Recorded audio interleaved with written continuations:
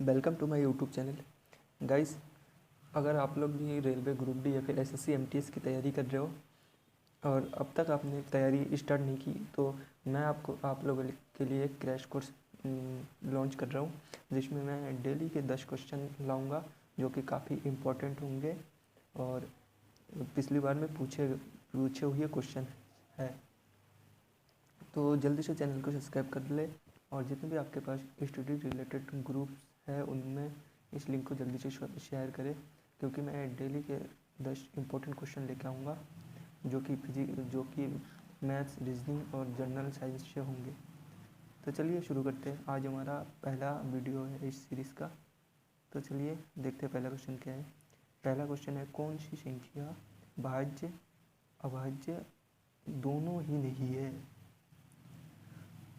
तो गैस मैं आपको बताना चाहूँगा 0, 1, 2 एंड 3 में एक हमेशा ऐसी संख्या है जो ना तो भाज्य है ना ही अभाज्य है। तो क्वेश्चन नंबर फर्स्ट का answer option number B is the right answer. Option number B सही हो जाएगा। दोस्तों इस क्वेश्चन में आपको एक चीज़ हमेशा याद रखनी है कि एक ना तो भाज्य होता ना ही अभाज्य होता है। आई होप कि आप लोग समझ गए होंगे। चलिए अब दूसरा क्वेश्चन देखते हैं। दूसरा क्वेश्चन है हमारा 342 इंटू 384 इंटू 316 का इकाई अंक क्या है? दोस्तों इकाई अंक होता है सबसे लास्ट डिजिट, जैसे कि 342 में 2, 348 में 8 और 316 में 6, जो कि इकाई अंक है। तो हमें क्या पूछा गया? हमें पूछा गया इन तीनों संख्याओं के मल्टीप्लाई का इकाई अंक ज्ञात करना है। तो कैसे करेंगे चलिए देखते हैं। सबसे पहले हम 342 का इकाई अंक लेंगे जो कि 2 है, 2। उसके बाद 348 का इकाई अंक लेंगे जो कि 8 और सभी मल्टीप्लाई में होंगे। और इसमें से 316 में से 6 लेंगे, मल्टीप्लाई 6। अब हम तीनों को गुना करेंगे और जो आएगा उसका इकाई अंक सही आंसर होगा। तो चलिए गुना करते हैं। 8 से 48, 48 दूनी 96, 96। तो इसका इकाई अंक 6 है जो कि ऑप्शन नंबर डी में है। तो option number D is the right answer. दोस्तों आई होप कि आप लोग इस टाइप के क्वेश्चन को भी इजीली कर लेंगे। चलिए अब अगला क्वेश्चन देखते हैं। अगला क्वेश्चन है, दो संख्याओं का गुणनफल इनके योग के 3 गुणे के बराबर है तथा उनमें से एक संख्या 12 है तो दूसरी संख्या ज्ञात कीजिए। एक बार और समझा देता हूँ। यदि दो संख्याओं का गुणनफल, दो संख्या का गुणनफल है इनके और इनके योग के 3 गुणे के बराबर। दो संख्या का गुणनफल उनके योग के 3 गुणे के बराबर है तथा उनमें से एक संख्या, जिसमें से एक संख्या दिया है 12 है, दूसरी संख्या हमें ज्ञात करना है। तो दूसरी संख्या ऑप्शन में से ही कुछ होंगे। तो चलिए सॉल्व करते हैं। अगर इस टाइप का क्वेश्चन पूछे तो हम ऑप्शन के थ्रू जाएंगे। तो चलिए देखते हैं दो संख्याओं का गुणनफल, इसमें 12 है तो पहला ऑप्शन में 2 है। तो दो संख्या का गुणनफल इंटू 12 इंटू 2 का गुणनफल इज इक्वल टू क्या बोल रहे हैं, दोनों के योग के 3 गुणे के बराबर। तो 12 और 2 का योग कितना होता है? 14 इंटू 3। क्या ये दोनों बराबर है? चलिए देखते हैं। 24 इज इक्वल टू 12, 42, जो कि एकदम गलत आंसर है। ऑप्शन नंबर ये गलत हो जाएगा।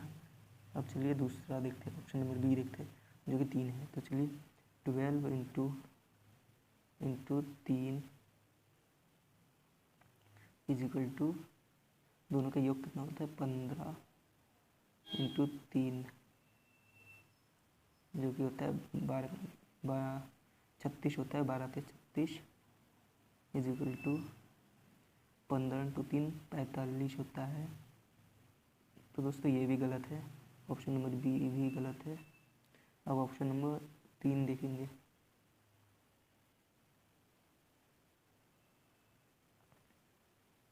तो चलिए अब ऑप्शन नंबर सी देखते हैं, इसमें 4 है। तो चलिए दो संख्याओं का गुणनफल इंटू 12 इंटू 4 इजिकल टू इन दोनों के योग का 3 गुना। इन दोनों का योग कितना होगा? 16 गुना 3। 16 3 कितना होता है? 48 और 12 चौके भी 48। तो ऑप्शन नंबर ये देखिए दोनों बराबर है, तो option number C is the right answer. उम्मीद करता हूँ दोस्तों कि ये क्वेश्चन भी आप लोग कर लेंगे। चलिए अब अगला देखते हैं। अगला क्या कहते हैं, एक सड़क 1 किलोमीटर लंबी है। 1 किलोमीटर की एक लंबी सड़क है, उसके एक किनारे पर प्रकाश स्तंभ यानी स्ट्रीट लाइट होता है दोस्तों, लगाए जाने हैं। दो लगातार स्तंभों के बीच की दूरी 25 मीटर है। कितनी है दोस्तों, 25 मीटर है दोनों के बीच की दूरी। तो आवश्यक प्रकाश स्तंभों की संख्या, तो 25 मीटर की दूरी पर एक एक खंभा लगाया जा रहा है, तो 1 किलोमीटर में कितना खंभा लगाया जाएगा। तो पहला क्वेश्चन तो ये है, एक खंभा कितनी है, 1000 मीटर को डिवाइड करो कितने से, 25 से, तो कितना आएगा, 40 मीटर आएगा। यानी कि 40 खंभे ये हो गए प्लस 1 आएगा equal to 41 is the right answer. तो ऑप्शन नंबर ये सही होगा। दोस्तों मैं यहाँ पे बताना चाहूँगा कि 40 तो ठीक है, लेकिन प्लस 1 कैसे आया, तो चलिए समझा देते इसको भी। इसको मैं एक एग्जांपल से समझाता हूँ। सपोज यहाँ पे एक रस्सी है, 5 मीटर की एक रस्सी है, 5 मीटर की एक रस्सी है। इसको हमें 5 टुकड़ों में डिवाइड करना होगा। तो कितने कट लगाने होंगे दोस्तों, चलिए 5 टुकड़ों में डिवाइड करते हैं। ये पहला कट ये हो गया, एक सिरा ये है आखिरी में, दूसरा सिरा ये, 1 टुकड़ा, 2 टुकड़ा, 3 टुकड़ा, 4 टुकड़ा, 5 टुकड़ा, 1 2 3 4 5, देखिए 5 टुकड़ा हो गया। अब गिनते हैं कितनी बार कट लगाया गया है, 1 2 3 4 5 6। देखिए दोस्तों 5 टुकड़े करने हैं, 6 कट लगाए गए। अब इसी को क्वेश्चन में इम्प्लीमेंट करें। इसमें 40 टुकड़े हुए हैं प्लस 1 जो कि आखिरी में होगा, तो ऑप्शन नंबर 41 सही हो जाएगा। दोस्तों देखिए इसमें 5 टुकड़े करने हैं, तो हमें 6 कट लगाने हुए। और इसी तरह इसमें 1000/25 करेंगे तो 40 टुकड़े करने होंगे, तो इसके लिए हमें 41 खंभे की आवश्यकता है। तो option number A is the correct answer. उम्मीद करता हूँ दोस्तों कि इस क्वेश्चन को भी आप इजीली कर लोगे। तो चलिए अब अगला क्वेश्चन देखते हैं। तो अगला क्वेश्चन है 50 एवं 100 के मध्य कितनी अभाज्य संख्या है। तो दोस्तों मैंने एक ट्रिक आपको बता रखा था कि अगर अभाज्य संख्या ज्ञात करनी हो तो आपको एक फॉर्मूला याद रखनी है। फॉर्मूला की ट्रिक है जैसे 44, 32, 22, 32, 23, 21। तो दोस्तों आपको अजीब लग रहा होगा कि ये मैंने एक नंबर क्यों लिखा, तो चलिए बता देता हूँ इसका क्या ट्रिक है। अगर दोस्तों 1 से 10 तक पूछे तो इसके बीच में अभाज्य संख्या 4 होते हैं, 10 से 20 के बीच में 4 होते हैं, और 20 से 30 के बीच में 2 होते हैं, और 30 से 40 के बीच में भी 2 होते हैं, अभाज्य संख्या की बात कर रहा हूँ, और 40 से 50 के बीच में 3 होते हैं। तो हमें क्या निकालना है, 50 से 100 के बीच। तो 50 से 60 में 2 होते हैं, 2 प्लस उसके बाद 60 से 70 के बीच में भी 2 होते हैं, 70 से 80 के बीच में 3, 80 से 90 के बीच में 2, और 90 से 100 के बीच में 1। अब इन पांचों को जोड़ दे तो आपका आंसर आ जाएगा। तो 2 + 2 4, 4 + 3 7, 7 + 2 9, 9 + 1 10। तो option number B is the correct answer. तो देखिए दोस्तों ये इस टाइप के क्वेश्चन को विदिन 10 सेकंड में आप निकाल सकते हो। तो चलिए अगला क्वेश्चन देखते हैं। अब अगला क्वेश्चन जो है, 1 डेकालीटर कितने लीटर के समान होता है। तो दोस्तों मैं आपको बताना चाहूँगा 1 डेकालीटर = 10 लीटर। 1 डेकालीटर = 10 लीटर, इसको आपको याद रखना होगा। तो option number B is the right answer. हम मूव करते हैं अगले क्वेश्चन में, जो है 2 सतत संख्या ज्ञात कीजिए। 2 सतत संख्या ज्ञात कीजिए यदि पहला संख्या का 3 गुना दूसरी संख्या के 2 गुने से 5 अधिक है। एक बार और समझा देता हूँ।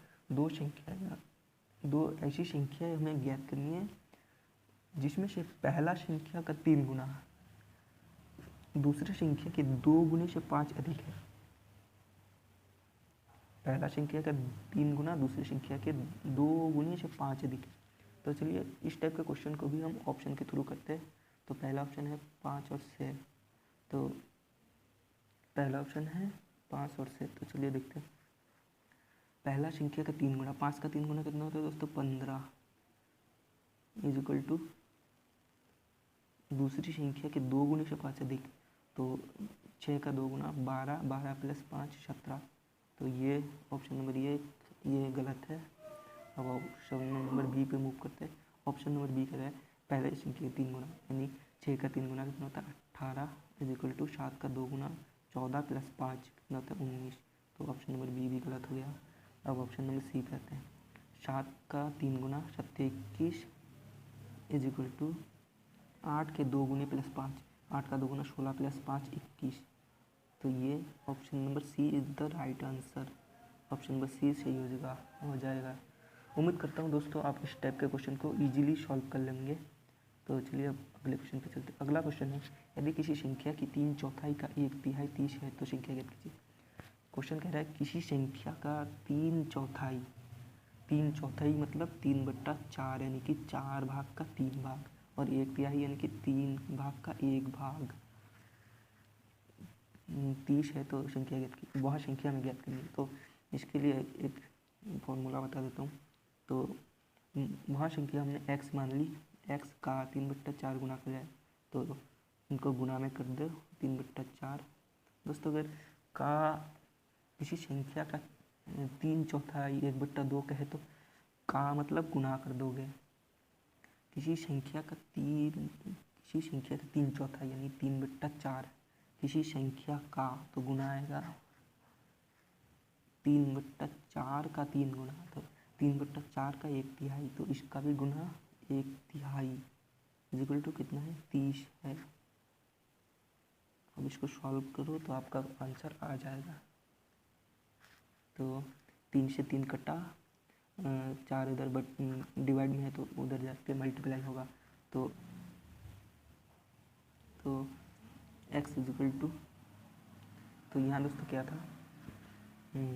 x/4 इज इक्वल टू 30 इतना बचेगा। यहाँ से 4 इधर मल्टीप्लाई में जाएगा तो x इज इक्वल टू 30 × 4 जो कि आएगा आपका 120। तो देखिए 120 किसमें? Option number C is the right answer. तो दोस्तों ऑप्शन नंबर सी सही हो जाएगा। तो चलिए अब अगले क्वेश्चन को देखते हैं। अगला क्वेश्चन है 107.03 में से क्या घटाया जाए ताकि 96.4 प्राप्त हो। इसमें से क्या घटाया जाए कि 96.4 प्राप्त हो। तो इसके लिए आपको कुछ नहीं करना होगा, सिर्फ ऑप्शन के थ्रू जाना है।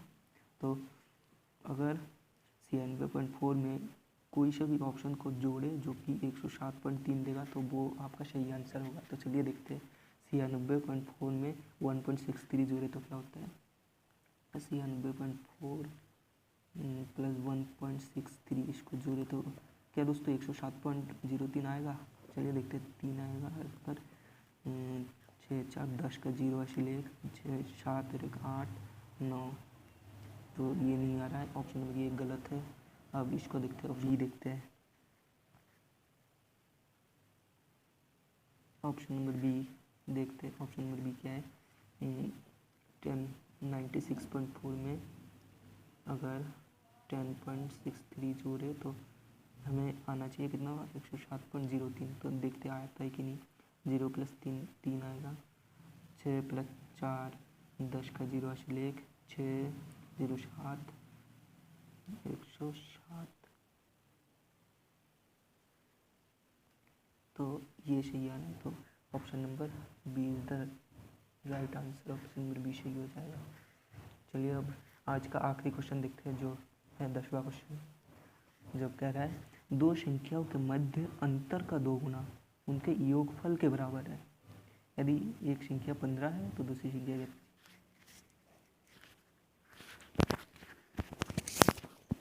एक बार फिर समझा देता हूँ। दो संख्याओं के मध्य का अंतर का 2 गुना उनके योगफल के बराबर है। यदि एक संख्या 15 है तो दूसरी संख्या ज्ञात कीजिए। तो चलिए दोस्तों इस टाइप के क्वेश्चन को भी हम ऑप्शन के थ्रू करेंगे। तो पहला ऑप्शन है 15। 15 और 15 का अंतर कितना होता है? 15 माइनस 15 का अंतर का 2 गुना इक्वल टू उनके योगफल। तो 15 15 30 होता है। क्या ये 30 आएगा? बिल्कुल नहीं आएगा, क्योंकि 15 माइनस 15 0 होता है। 0 इंटू 2 0 इक्वल टू 30 आएगा, जो कि ऑप्शन नंबर ये गलत है। चलिए अब ऑप्शन नंबर दूसरा देखते हैं।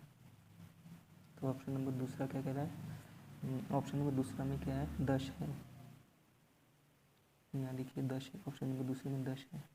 तो चलिए 15 माइनस 10 कितना होता है? 5 इंटू 2 5 इंटू 2 इक्वल टू कितना आना चाहिए दोस्तों? इन दोनों का योग कितना है? 25। क्या 15 इंटू 5 इंटू 2 25 आ रहा है? नहीं, तो ऑप्शन नंबर बी भी गलत हो जाएगा।